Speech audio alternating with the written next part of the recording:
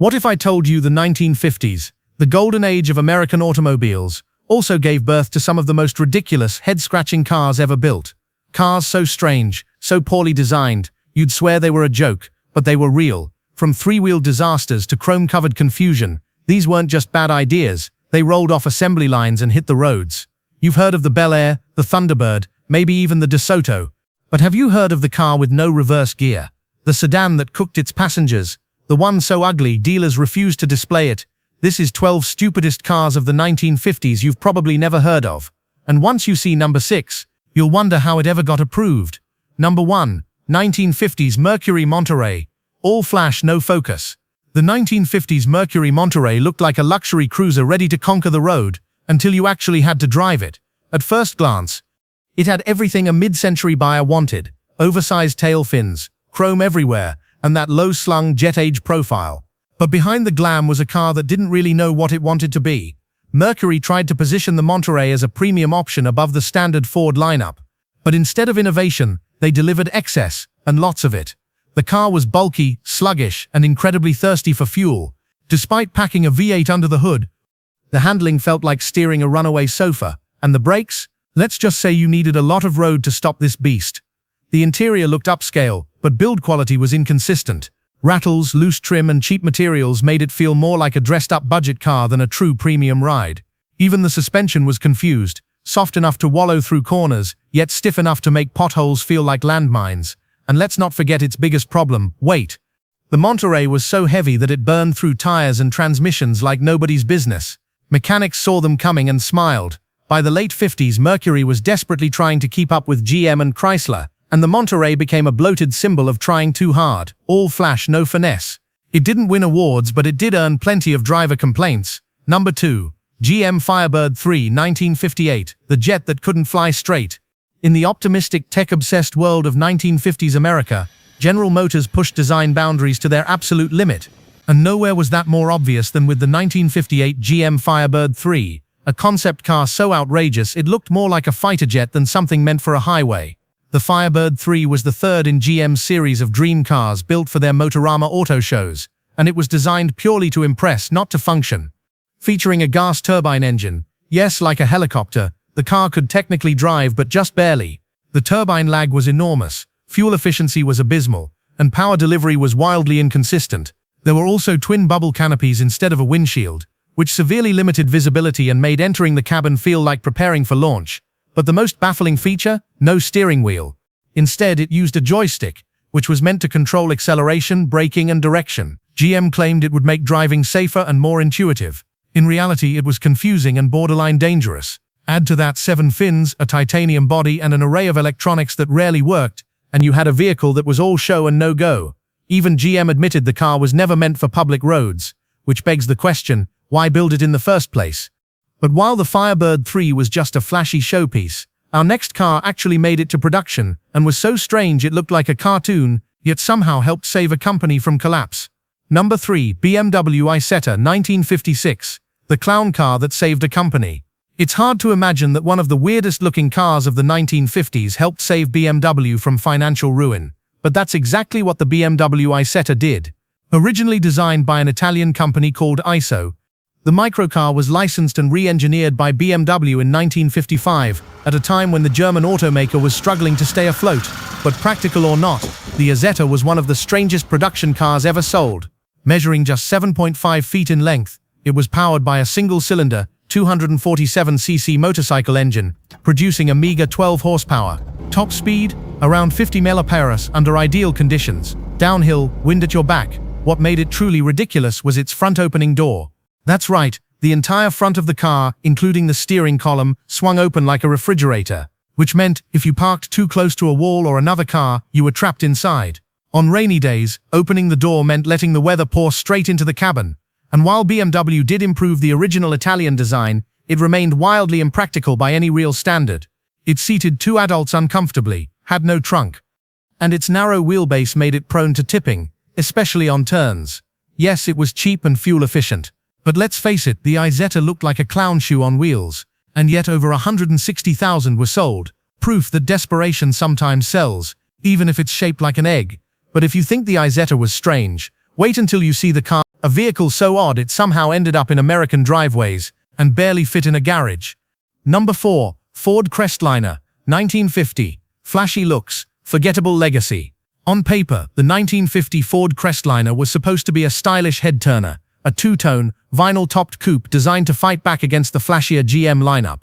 But in reality, it became one of Ford's most awkward experiments of the era, a car that tried too hard to stand out and ended up forgotten for good reason. Ford loaded the Crestliner with chrome, flashy paint jobs, and even a bold gold crest on the hood. It was all style over substance. Underneath that loud exterior was just a basic Ford sedan with no real performance upgrades. Same suspension, same engine, same average handling, only now with more weight and more visual chaos.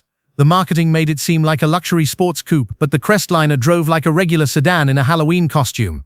Drivers expecting something special got rattly trim, poor ride quality, and a car that looked fast but felt sluggish. Its V8 didn't impress, and the added flair actually hurt fuel economy and handling. Even worse, the vinyl roof was a maintenance nightmare. It cracked in the sun, peeled in bad weather, and aged terribly, making used Crestliners look like sad leftovers from a failed fashion trend. Ford only sold it for 2 years before quietly killing it off, never to return. Why? Because the Crestliner was a marketing stunt, one that fooled no one and faded into obscurity. Number 5. King Midget Model 3, 1957. In the 1950s, owning a car was a symbol of prosperity, unless you were driving the King Midget Model 3. Marketed as America's lowest-priced car, it was meant to give every family access to 4 wheels. But what it delivered was closer to a toy than a true automobile. The King Midget was the brainchild of Claude Dry and Dale Orcutt, 2 entrepreneurs who wanted to build a car that anyone could afford. And at just under $900 brand new, they achieved that goal, but at a steep cost in performance, safety, and practicality. The 1957 Model 3 came with a single-cylinder, 9.2 horsepower engine and a top speed of around 45 miles per hour. It had no transmission, just a single forward gear and reverse. Braking was marginal, handling was unpredictable, and the ride quality felt more like a lawn tractor than a car. The body, made of thin sheet metal, with minimal structural support.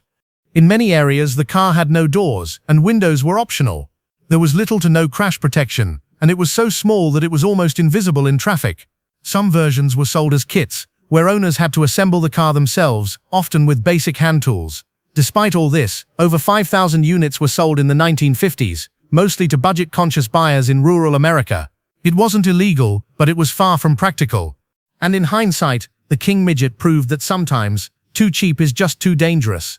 But if the King Midget was laughably small, Number 6, Hoffman, 1951. If there were ever a car that embodied the phrase, "just because you can doesn't mean you should," the 1951 Hoffman would be it.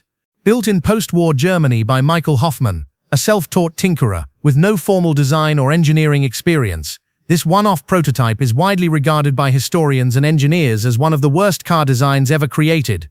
The Hoffman was a microcar in the loosest sense, powered by a small single-cylinder engine, mounted in the rear. But it wasn't the engine that doomed it, it was everything else. The car featured a single front wheel for steering, connected via a chain and hinge system that made the vehicle veer unpredictably at almost any speed. Drivers had to make constant corrections just to stay straight. Even stranger, the car lacked a proper reverse gear. To back up, you had to shut off the engine and restart it in reverse mode, a clunky workaround that was as impractical as it sounds. The sliding doors frequently jammed, the visibility was dangerously limited due to small windows, and the interior ergonomics made it nearly undrivable for anyone over 5'8". Only one Hoffman was ever built, and thankfully, that was enough. Today, it lives on in the Lane Motor Museum in Nashville, Tennessee, where it's often shown as a warning of what happens when engineering lacks oversight, standards, and common sense. But if you think the Hoffman was wild, wait until you see what a multi-billion-dollar company like General Motors dreamed up next, a jet-powered, joystick-controlled machine that looked ready for takeoff, but barely drove at all. Number 7, Vega Excellence, 1958, a French luxury limo with an identity crisis. You've heard of French wine and fashion, but French luxury muscle cars, that's where things get weird, and the 1958 Vega Excellence proves it. Built by Faisal SA, a French company best known for aircraft parts, this car tried to merge Parisian elegance with American muscle. It was luxurious, powerful, and rare, but it was also wildly impractical, dangerously unstable at high speeds, and full of bizarre design decisions that baffled even its target market. At a glance, the Excellence looked promising. Under the hood sat a Chrysler Hemi V8, capable of 360 horsepower, a serious number for the late 50s. The exterior was bold and angular, with rear-hinged suicide doors and pillarless construction. Inside, it offered walnut trim, leather seats, and a dashboard modeled after a fighter jet. But all that flash couldn't cover up the car's fundamental flaws. The body was so long and heavy that it suffered from chronic understeer, making it a nightmare on tight European roads. Worse, that frameless design, while stylish, meant chassis flex was common. Driving at high speed caused visible shaking and poor stability, raising serious safety concerns. Even the doors were a problem. The suicide design looked cool but was notoriously dangerous, often swinging open mid-drive if not latched perfectly. A terrifying flaw for a luxury limo. Only around 150 units were produced, and despite its celebrity owners, the car quickly faded into obscurity. It tried to be everything, sporty, luxurious, and exotic, and ended up being none of them particularly well. But just when you think it couldn't get more bizarre, up next is a car that looked like it belonged on the moon. With plastic panels, a fiberglass roof, and an engine so weak, people joked it ran on hope. Number 8, Zundup Januz 1957, the car that looked both ways, literally. When German motorcycle manufacturer Zundup decided to enter the car market in the late 1950s, they aimed to stand out. But what they ended up producing was something so bizarre, so illogical, it became a running joke in automotive circles. Meet the 1957 Zundup Januz, a microcar so symmetrical, people couldn't tell which way it was supposed to go. Named after Janus, the Roman god with two faces, the car featured front and rear opening doors. Yes, one door on each end, and bench seats facing opposite directions. Passengers in the back actually rode facing backward, with just a thin firewall between them and the rear engine.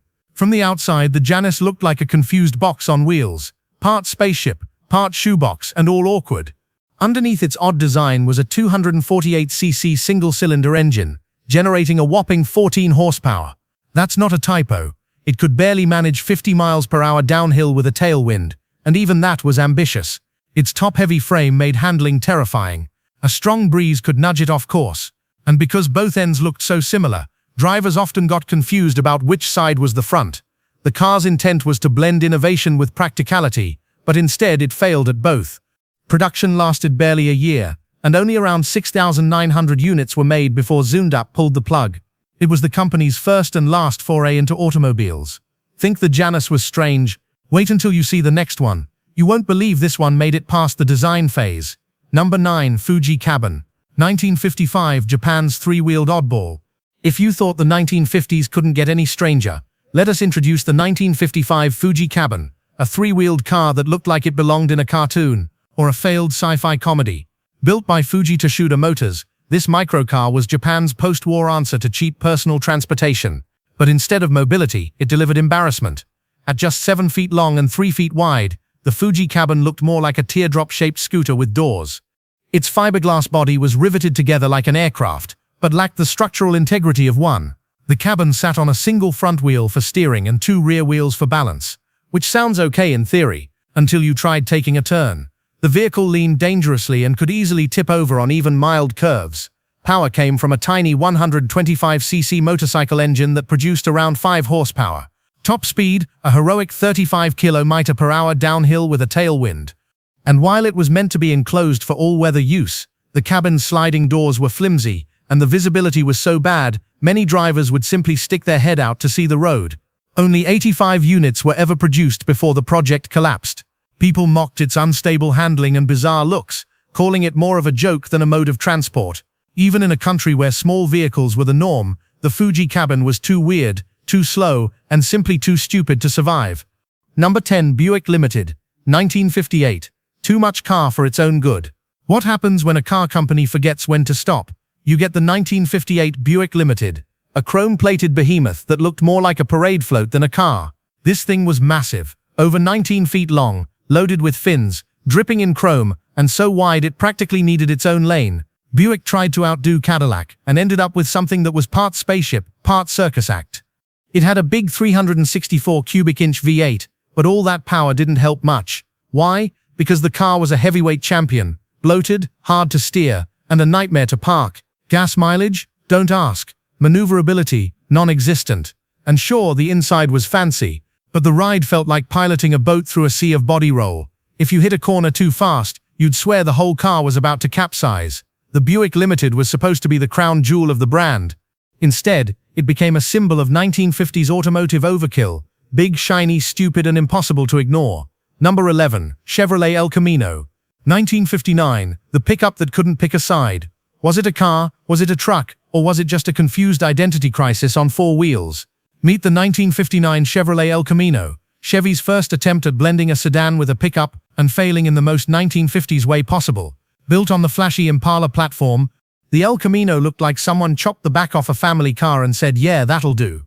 It had those dramatic tail fins, loads of chrome, and a sweeping roofline, all better suited for a drive-in date night than hauling lumber. Chevy tried to market it as the best of both worlds, but in reality, it didn't fully work as either. The bed was too small and shallow for real utility, and the long rear overhang made weight distribution awkward, not great for handling. It was more style than substance, and buyers quickly noticed. Ford's Ranchero, which debuted 2 years earlier, at least had some practical street cred. The El Camino? It felt more like a marketing gimmick in a tuxedo. And let's not forget, this was a time when utility vehicles weren't supposed to look like fashion models. The El Camino tried to be cool, capable, and classy all at once, and just ended up being weird. It only lasted 1 year in this original form before Chevy reworked the concept entirely. But in 1959, the El Camino was a rolling contradiction, and one of the most impractical ideas to ever leave the GM design room. Number 12. Dual Gear 1955 to 1957, Hollywood's pricey headache. When you combine Italian coach building with American V8 power, you expect elegance and performance. That was the idea behind the 1955 Dual Gear, a luxury convertible aimed at Hollywood's elite. Built through a partnership between Dual Motors Corporation of Detroit and Carrozzeria Ghia of Italy, it had the right ingredients: Chrysler engines, Italian styling, and exclusivity. Yet behind the glamour was a deeply flawed and oddly impractical machine. Only 117 dual gears were ever built, making it one of the rarest production cars of the 1950s. Celebrities like Frank Sinatra, Dean Martin, and even Ronald Reagan owned one, drawn in by the car's beauty and status. But most buyers didn't stick with it for long. Despite its luxurious look, the dual gear was rushed into production, with inconsistent build quality. The dashboard layout was famously confusing, gauges were scattered, labels were vague, and ergonomics seemed like an afterthought. Worse, repairs were a nightmare. Since parts came from multiple sources, Chrysler drivetrains, Dodge frames, Italian coachwork, getting service was almost impossible without custom fabrication. The car was also heavier than expected, affecting handling and fuel economy, and although it had a powerful V8, its performance never quite lived up to the price tag, which adjusted for inflation would rival a modern Bentley.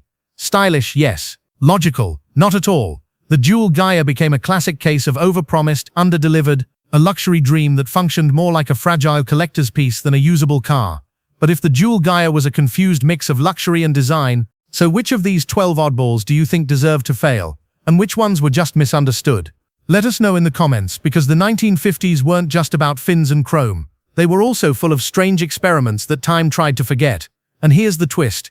The King Midget might just be the dumbest success story you've never heard of. Stick around as we reveal how this ridiculous ride ended up with a fan base even today. Only about 13 cars were ever made. Most of them weren't sold. They were just shown around to investors to raise more money. Eventually, Davis was taken to court for fraud, and the company folded spectacularly. Employees hadn't been paid, cars were undelivered, and the dream, dead on arrival. If you think the Davis Divan was a disaster, wait till you see the car that was so slow people thought it was broken straight from the factory. That one's coming up and it'll leave you speechless.